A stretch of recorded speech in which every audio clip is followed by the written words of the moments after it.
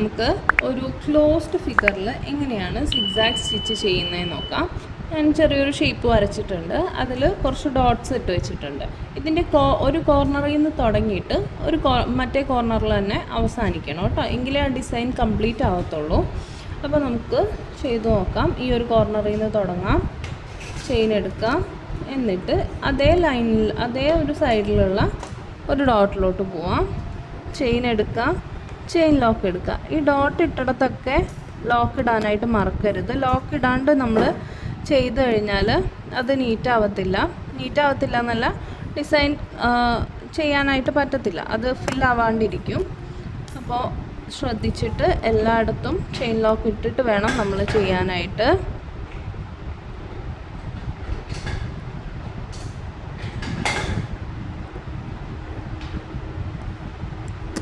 എൻ്റെ ത്രെഡ് കുറച്ച് സ്റ്റിഫാണ്.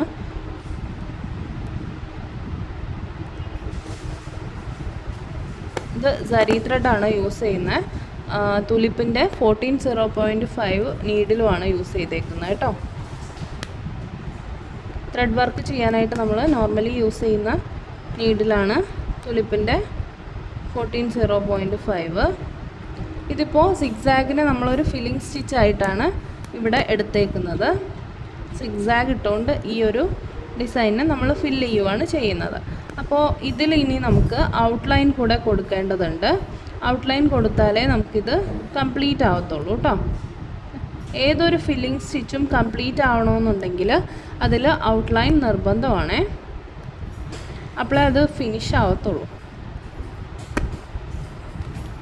ഇതൊരു സ്റ്റിഫായിട്ടുള്ള ത്രെഡ് ആയതുകൊണ്ടാണ് ഇങ്ങനെ ഒരു വല്ലാണ്ടിരിക്കുന്നത്. കുറച്ചുകൂടെ നല്ല ത്രെഡാണെങ്കിൽ നല്ലപോലെ നിൽക്കും, നല്ല നീറ്റായിട്ട് നിൽക്കും.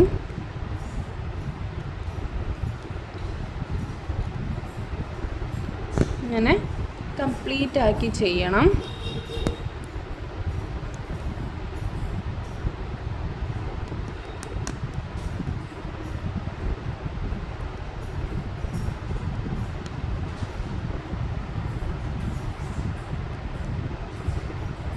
ഇനി ഇവിടെ വന്ന് ചെയിൻ ഇട്ട ശേഷം നമ്മൾ ഒന്നുകിൽ സെയിം കളറിൽ അല്ലെങ്കിൽ നമുക്ക് ആ ഒരു ഡിസൈനിന് ബേസ് ചെയ്തിട്ട് എങ്ങനെയാണോ ചെയ്യാൻ പറ്റുന്നത് ആ ഒരു രീതിക്ക് നിങ്ങൾക്കിത് ഔട്ട്ലൈൻ കൂടെ കൊടുക്കാവുന്നതാണ്. ഞാനിപ്പോൾ ഈ ഒരു സെയിം കളർ ത്രെഡ് കൊണ്ട് തന്നെയാണ് ചെയ്യുന്നത്, അതുകൊണ്ട് അവിടെ എൻഡ് ലോക്ക് ഇടേണ്ട ആവശ്യമില്ല. അല്ല നിങ്ങൾ വേറെ കളർ ത്രെഡ് ഇട്ടാണ് ചെയ്യുന്നതെങ്കിൽ അല്ലെങ്കിൽ ബീഡ്സ് ഇട്ടോ അങ്ങനെ എന്തെങ്കിലും ആണ് ചെയ്യുന്നതെങ്കിൽ ത്രെഡ് മാറ്റണം, എൻഡ് ലോക്ക് കൊടുക്കണം അവിടെ. ഇങ്ങനെ കറക്റ്റ് ആ ഷേപ്പിൽ നമ്മൾ വരച്ചതിൽ കൂടെ ചെയിൻ സ്റ്റിച്ച് ഇട്ട് പോവാം. ഇപ്പം നിങ്ങൾക്ക് ശ്രദ്ധിച്ചാൽ കാണാൻ പറ്റും, ഇവിടെയൊക്കെ ഹോള് കാണാം. അത് നമ്മൾ ലോങ് ചെയിനിന് വേണ്ടി വലിക്കുന്നതുകൊണ്ട് വരുന്ന ഹോളാണ്.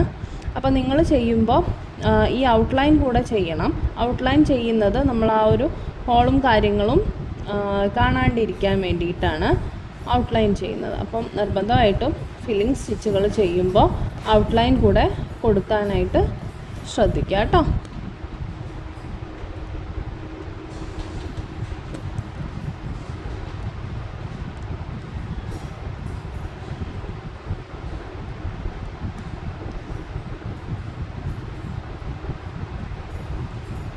ചെറിയ ചെറിയ ചെയിനുകൾ ഇട്ട് കൊടുക്കുക. സരി ത്രെഡിന് എപ്പോഴും നമ്മൾ ഏറ്റവും ചെറിയ ചെയിൻ ഇടുന്നതാണ് ഭംഗി ഉണ്ടാവുക. സരി ത്രെഡ് എന്നല്ല, നമ്മൾ ആരി വർക്ക് ചെയ്യുമ്പോഴേ അതിലേറ്റവും ചെറിയ ചെയിനുകൾക്ക് തന്നെയാണ് ഭംഗി കൂടുതൽ.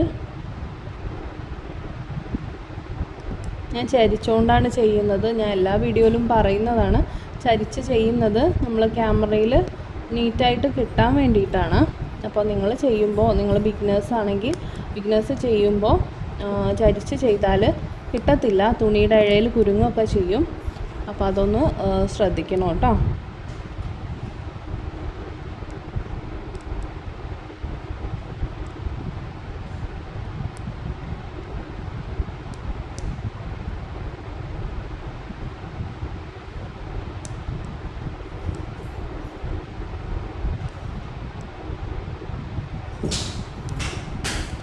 നന്നായിട്ട്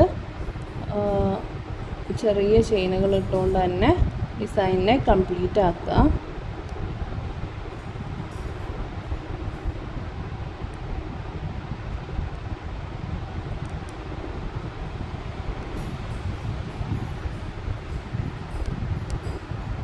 നമുക്കിവിടെ എൻഡ് ലോക്ക് ഇട്ട് നിർത്താവുന്നതാണ് കേട്ടോ.